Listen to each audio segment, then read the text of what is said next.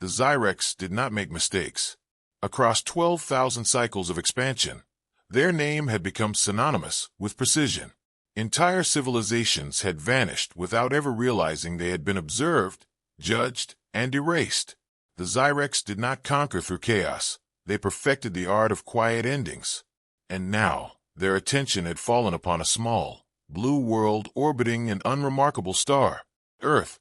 Commander Vekthar stood at the center of the reconnaissance chamber, his four eyes fixed on the rotating projection of the planet.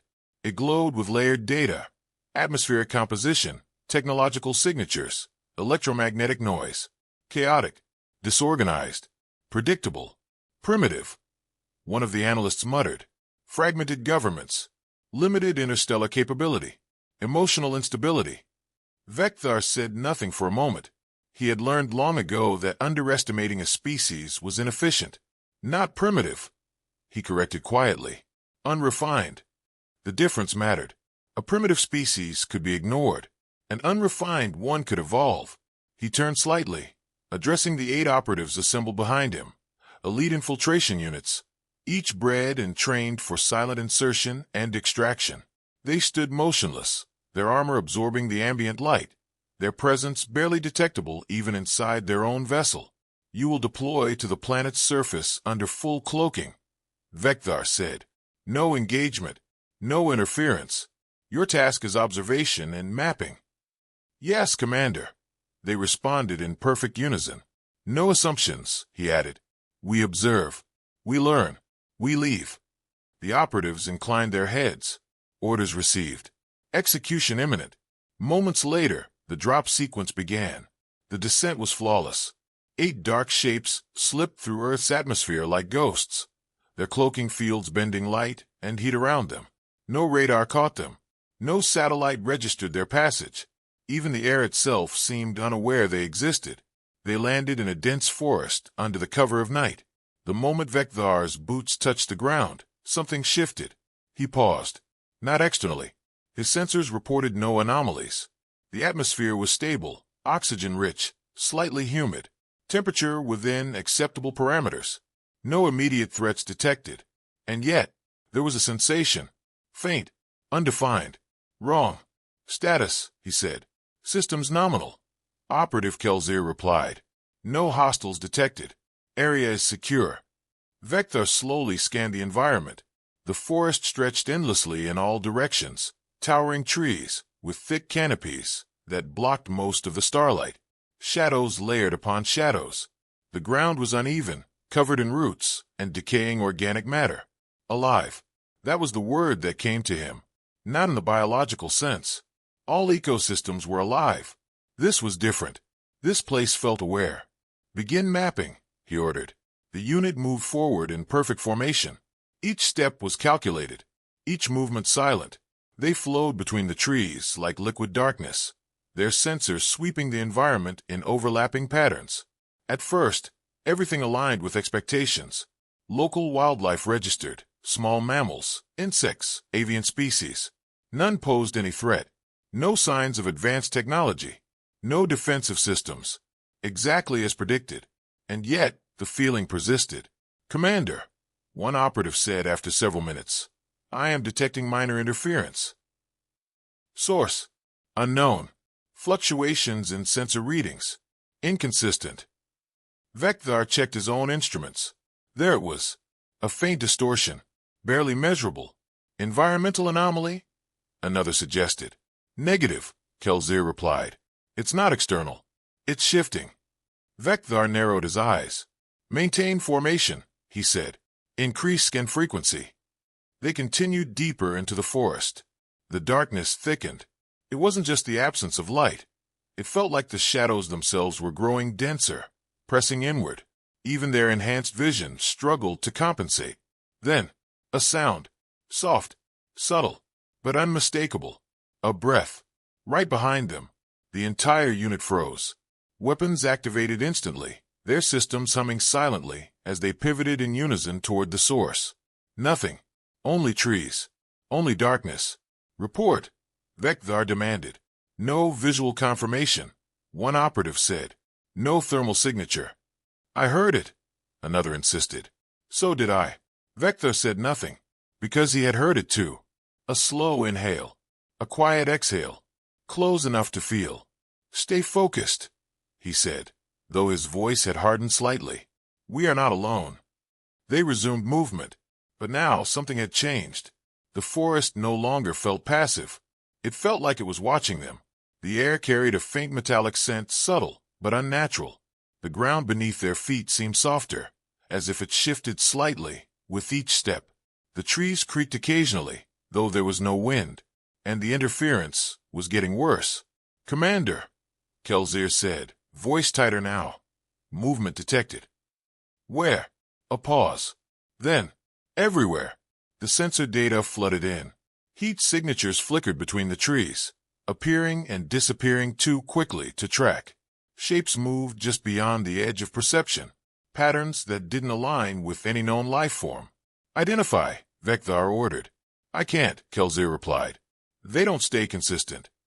Vector felt it then, for the first time since setting foot on the planet. Uncertainty. Not fear. Not yet, but something close. "Hold position," he said. The unit stopped. Silence fell. No insects. No animals. No wind. Just stillness. And then, a voice. Not loud. Not aggressive.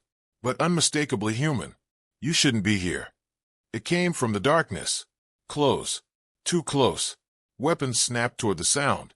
"Show yourself," Vector commanded. No response. Only silence. Then, one of the operatives vanished. No sound. No struggle. No trace. He was simply gone. The formation broke instantly. "Unit 7. Kelsier called out. "Respond." Nothing. Vector checked the signal feed. Gone. Not lost. Not blocked. Erased. For the first time in 12,000 cycles. The Zyrex had no explanation. And in the darkness between the trees, something shifted. Watching. Waiting. And very, very aware they had arrived. For a fraction of a second, no one moved. Zyrex operatives were not designed for hesitation. Their reactions were calculated, immediate, and precise. Yet the sudden absence of Unit 7, one moment present, the next completely erased, forced something unfamiliar into the unit's perfect rhythm. A delay. Commander Vector recovered first. "Regroup. Tight formation," he ordered sharply. The remaining 7 operatives snapped back into alignment, forming a defensive circle. Weapons raised. Sensors pushed to maximum output. Every system strained to compensate for what had just happened. "Scan everything," Vector continued. "Thermal, kinetic, subspace, neural, everything." "Scanning," Kelsier replied. Data poured in, and none of it made sense. "No displacement signature," another operative said. "No energy spike. No gravitational shift.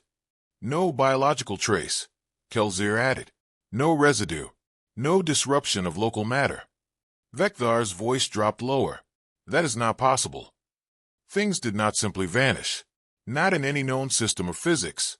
And yet, Unit 7 was gone. Not dead. Not destroyed. Gone. "Replay the last 5 seconds," Vector ordered. The recording flickered across their shared interface. They saw themselves standing in formation. Saw Unit 7 positioned on the left flank. Saw the moment the voice echoed through the trees. And then, a distortion. Not a movement. Not an attack. A gap. Like a frame missing from reality itself. One instant, Unit 7 was there. The next, nothing. The playback ended. Silence followed. "Commander," Kelsier said slowly. "Whatever did this, it didn't use force." Vector didn't respond immediately. Because Kelsier was right. There had been no struggle. No resistance. No fight. Which meant one thing. They didn't have time to react, Vector said. The implication settled over the group like a weight. Something in this forest could remove a Zyrex operative. Instantly. Without warning. Without effort. "Maintain mission parameters," Vector said finally, though his tone had shifted. "We proceed. We gather data." One of the operatives hesitated. "Commander, request reconsideration." Vector turned his gaze toward him. "Denied." "But, we do not retreat based on a single anomaly." Vector cut in. "We adapt." The operative fell silent. Orders were absolute. Even now. Even here. Move, Vecthar commanded. They advanced. Slower this time. Closer together. Their formation tightened, until there was barely a step between each operative. Weapons remained raised. Sensors swept continuously, overlapping in dense layers of analysis. The forest responded, not with movement, but with absence. The sounds of life that had filled the area earlier, distant insects, faint rustling, had vanished completely. It was as if the ecosystem itself had withdrawn, leaving only a hollow shell behind. Environmental noise has dropped to zero, Kelzir reported. No biological activity within a 50-meter radius. Cause: unknown. Everything was becoming unknown. Vecthar did not like unknown.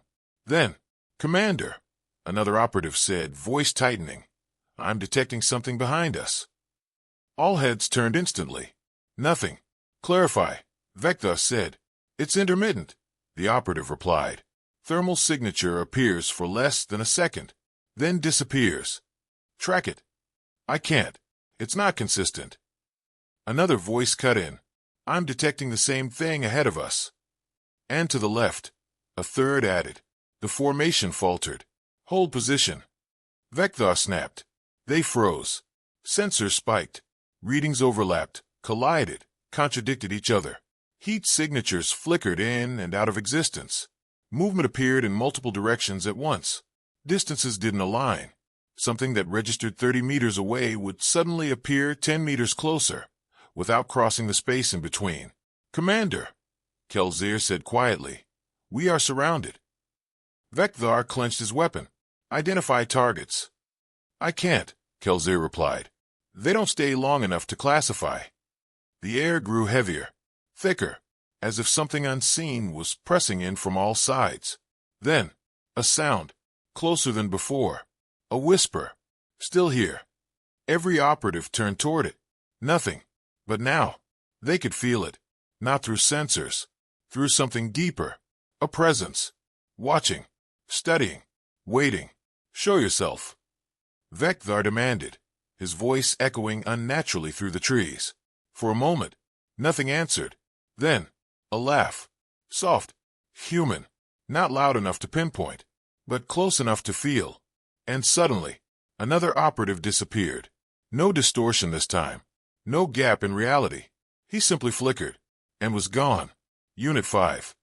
Kelzir shouted. No response. The formation shattered. Fall back, one of them yelled. Hold formation. Vecthar countered, but the precision was breaking. For the first time in Zyrex history, panic was spreading through a recon unit. They're picking us off, an operative said. We can't see them. We can't track them. Silence. Vecthar snapped. But even he could feel it now. The loss of control. The shift in power. They were no longer the observers. They were being observed. And worse, they were being hunted. Regroup. Vecthar barked. Close ranks. No one moves alone. The remaining operatives pulled together again, tighter than before. 5 now. 5 out of 8. Gone. Without a fight. Without a trace. Kelzir's voice dropped to a whisper. Commander, this isn't a primitive world. Vecthar didn't answer, because deep down, he was starting to understand. This wasn't a battlefield. This wasn't even a planet in the way they understood planets. This was something else. Something that didn't follow their rules. Something that didn't need to. Then, the voice returned. Clear this time. Closer. Right behind them. You weren't invited. The operative spun. Weapons ready. Eyes searching. And for the briefest moment, they saw it. A shape. Tall. Unclear. Standing between the trees. Watching them. Then, it was gone. Kelzir's voice trembled. Commander. Vecthar tightened his grip on his weapon. Stay alert, he said quietly. But inside, for the first time, he realized the truth. They had not entered human territory unnoticed. They had been seen, from the very beginning, and whatever was watching them had been waiting. They did not move for a long time. 5 remained. 5 elite Zyrex operatives, trained for infiltration across hostile worlds, conditioned to resist fear, engineered to function without error. And yet, something inside them had begun to fracture. Not physically. Not yet. But mentally. The forest had changed. Vekthar could feel it. The air was heavier now, thick with something invisible. Their sensors continued to feed conflicting data, distances fluctuating, temperature readings spiking and dropping without cause, faint signals appearing beneath the surface of reality itself. "Commander," Kelzir said quietly, "we need to withdraw." Vekthar didn't respond immediately. Withdrawal was not failure, but it was unacceptable without confirmation. "We need more data," he said at last. Kelzir's voice sharpened. "With respect, Commander, we are losing operatives without engagement. This is not reconnaissance anymore." Vekthar turned slightly toward him. "I am aware." Another operative spoke up, voice strained. "Commander, the terrain is shifting." That caught Vekthar's attention. "Explain." "It's subtle," the operative said, "but the landmarks, they aren't consistent." Vekthar immediately accessed the mapping overlay. His eyes narrowed. The data didn't align. Paths they had already walked no longer matched their recorded routes. Trees that should have been behind them were now ahead. Elevation markers fluctuated by small but impossible margins. "This is not environmental drift," Kelzir said. "This is active distortion." "Caused by what?" Vekthar asked. No one answered, because no one knew. "Recalibrate positioning systems," Vekthar ordered. "Already attempted," Kelzir replied. "They're being overridden." "By what?" Kelzir hesitated. Then, "I don't think it's a system." A low vibration rolled through the ground. Not violent, not destructive, but deliberate. The operatives froze. "Seismic activity?" one asked. "No," Kelzir said, staring at his readings. "This isn't tectonic." The ground shifted again. Slow, controlled, like something beneath them had just moved. "Skim below surface," Vekthar ordered immediately. Kelzir complied. The results came in. And then, he stopped speaking. "Report," Vekthar demanded. Kelzir didn't answer. "Report," Vekthar repeated, sharper this time. Kelzir finally spoke. "There's something down there." "What kind of life form?" "I don't know." "Size?" A pause. "I can't measure it." Vekthar's voice dropped. "Clarify. The readings don't scale," Kelzir said. "It's too large." "How large?" Kelzir's next words came out barely above a whisper. "It's not fitting within the scanned boundaries." Silence fell. Zyrex scanners could map entire continents. Nothing exceeded their range. Nothing. "Rerun the scan," Vekthar ordered. "I did," Kelzir said. 3 times. The ground trembled again. This time they all felt it. Not as vibration, as pressure, as if something massive had shifted beneath them and was now aware of their exact position. One of the operatives stepped back instinctively. "Commander, we're standing on it." Before Vekthar could respond, a voice filled their minds. Not through sound, not through air. Direct, cold, ancient. "You shouldn't be here." The operatives staggered. Several dropped to one knee, clutching their heads. What is this?" one shouted. "Neural intrusion," Kelzir said. "Something is inside our cognitive channels." "Block it," Vekthar commanded. "I'm trying. It's not external, it's—" Kelzir froze mid-sentence. Images flooded their vision, not through their eyes, through their minds. They saw stars, ships, fleets, worlds, species, unknown, advanced, powerful, all approaching the same blue planet, all confident, all certain. And then, silence, destruction, absence, entire civilizations erased without record, without explanation, without survivors. The images ended. The forest returned, dark, still, watching. Kelzir's voice trembled. "Commander." Vekthar didn't answer, because now, he understood. This wasn't first contact. This wasn't exploration. This was repetition. They were not the first to come here. They were simply the latest. Another voice echoed through their minds. Different, softer, human. "We tried to warn them too." The operative spun in place, weapons raised. "Where are you?" Vekthar demanded. A figure stood between the trees. Human, male, unarmed, still, watching them. "Identify yourself," Vekthar said, his voice steady, but barely. The human tilted his head slightly. "You don't belong here," he said calmly. Behind him, the forest shifted. No, not the forest. Something within it. Massive, unseen, moving. Vekthar adjusted his stance. "What is this place?" he asked. The human's expression didn't change. "You call it Earth," he said. "That is not what I meant." "I know." The human took a step forward. The ground beneath him seemed to respond, subtly bending, adjusting, aligning, as if the world itself recognized him. "This isn't territory," the human continued quietly. "Then what is it?" The human looked at him for a long moment, then said, "It's protected." The word hit harder than any weapon. Protected. Not owned. Not defended. Protected. That meant something else. Something far worse. Another operative shifted nervously. "Commander, we need to leave." Vekthar didn't argue. Not this time. "Prepare for extraction," he ordered. Relief flickered through the group. Finally, a command that made sense. But as Kelzir activated the signal, it failed. "No connection," he said. "Retry." "I am. It's not reaching the ship." "Impossible." Kelzir's voice dropped. "Something is blocking it." The human sighed softly. "We gave you a chance," he said. Vekthar's grip tightened. "A chance for what?" The human didn't answer immediately. Instead, he looked past them, into the darkness, as if addressing something far larger, something far older. Then, he spoke. "They don't understand." The ground trembled. This time, harder, closer, and suddenly, one of the remaining operatives screamed. He was lifted off the ground, not by force, not by visible means, just pulled, backward, into the darkness, gone, for remained. Vekthar didn't move, didn't speak, didn't breathe, because now, he finally understood the truth. They were not being attacked. They were being judged, and whatever lived beneath this world had already made its decision, for remained. The number echoed in Vekthar's mind like a countdown he could not stop. For elite operatives reduced from 8 without a single confirmed enemy, without a single successful scan, without a single moment of control. This was no longer a mission. This was survival. "Commander," Kelzir whispered, his composure barely intact, "we cannot stay here." For once, Vekthar agreed.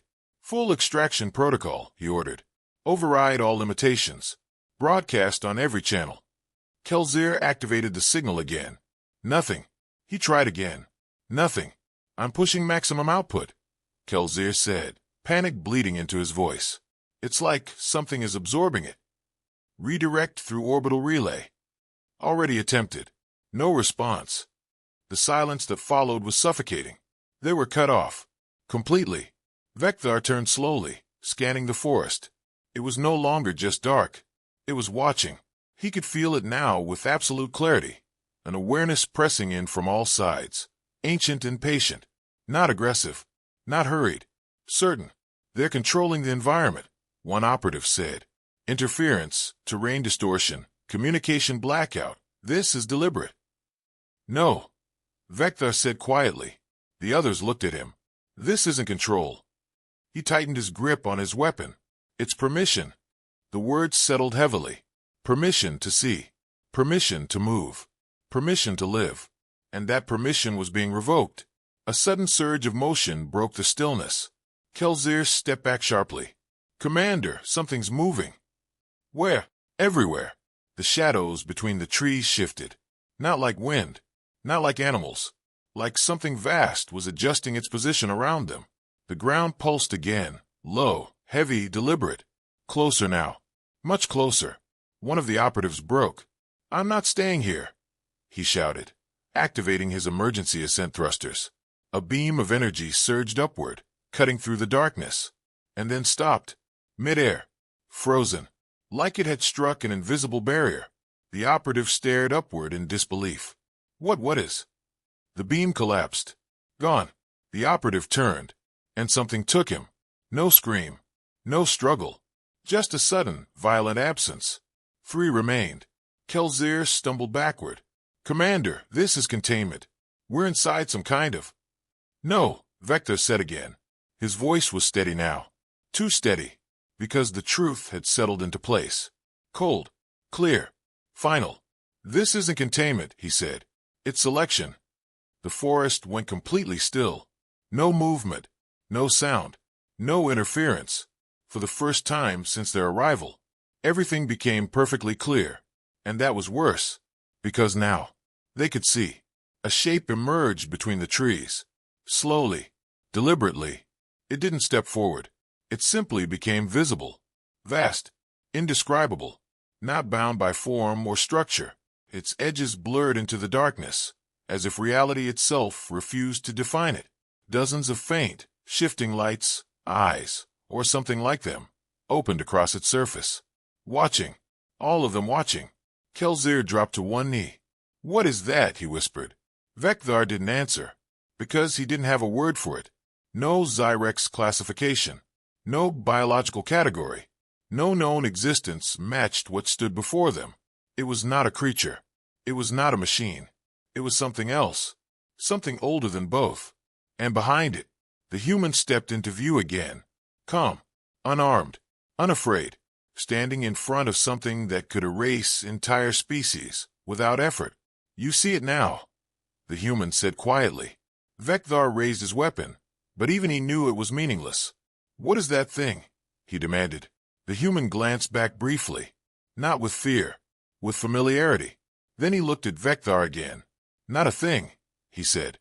A pause. "Not to us." The massive presence shifted. The ground beneath them responded instantly. Roots tightening, soil compressing, space itself bending slightly as if making room for it. Kelzir's voice broke. "Commander, it's reacting to him." Vekthar saw it. The alignment, the connection, the way the world itself seemed to center around that single human. "You're controlling it," Vekthar said. The human shook his head. "No." He took a slow step forward. The unseen mass behind him moved with him. Not commanded, not restrained, aligned. "We don't control it," the human said softly. "We live with it." The words hit harder than any weapon, because they carried something deeper than threat. Truth. Vekthar's mind raced. This planet, this entity, it's defending your species. The human tilted his head slightly. "Not just ours." Vekthar's grip tightened. "Then why are we being targeted?"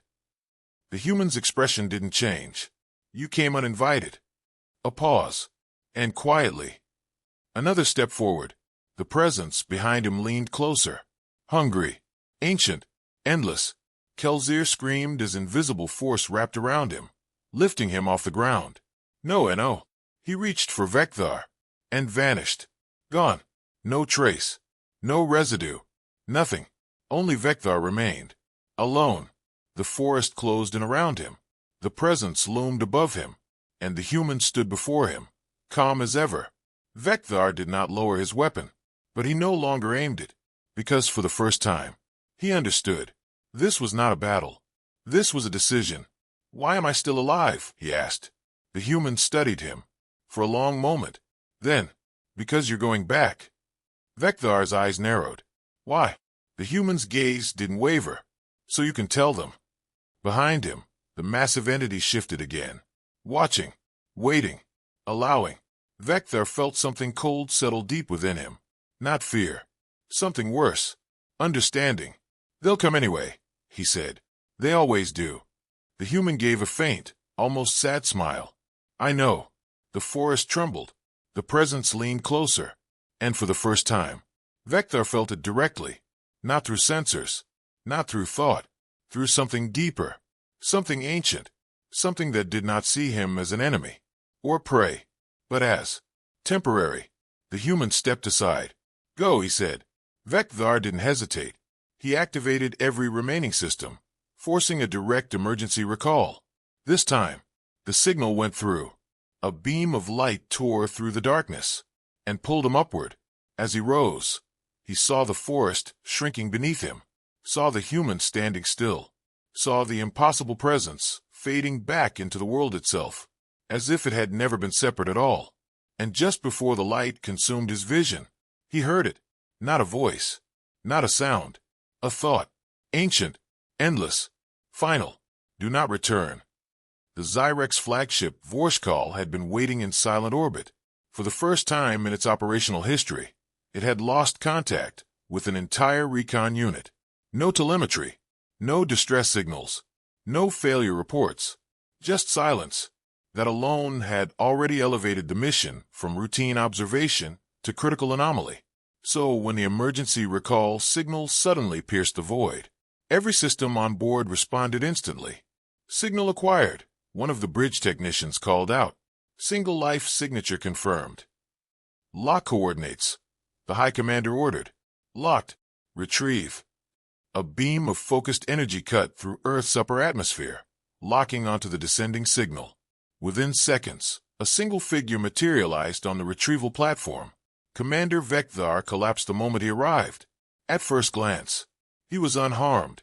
No visible injuries, no damage to his armor, no signs of combat. And yet, he was shaking. Violently. Uncontrollably. Medical team, the High Commander barked. Units rushed forward, scanning, stabilizing, assessing. Vitals are erratic, one reported. Neural activity spiking beyond normal thresholds. Trauma. Unknown. No physical cause. Vekthar's eyes snapped open. All four of them. Wide. Unfocused. Terrified. Commander Vekthar, the High Commander said, stepping forward. Report. For a moment, Vekthar said nothing. His breathing was uneven, shallow, as if even existing hurt. They're not, he whispered. The High Commander leaned closer. Clarify. Vekthar's gaze slowly shifted toward him. They're not what we thought. What happened to your unit? Silence. The bridge crew waited. Every system seemed to quiet, as if the ship itself was listening. Vekthar tried to speak again. His voice cracked. They didn't fight us. A murmur rippled through the crew. No engagement, one officer asked. No weapons deployed? Vekthar let out a broken laugh. A sound no Zyrex had ever made before. Not like this. They didn't need to, he said. The High Commander's tone sharpened. Commander, you will provide a coherent report. Vekthar's expression shifted. Not calmer. Worse. Clearer. They let us in, he said. The words hung in the air. What do you mean? Let you in? The High Commander asked. Vekthar slowly pushed himself upright. Every movement felt deliberate, heavy, as if gravity had changed.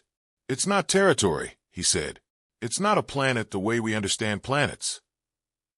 His voice dropped. It's something else. The bridge remained silent.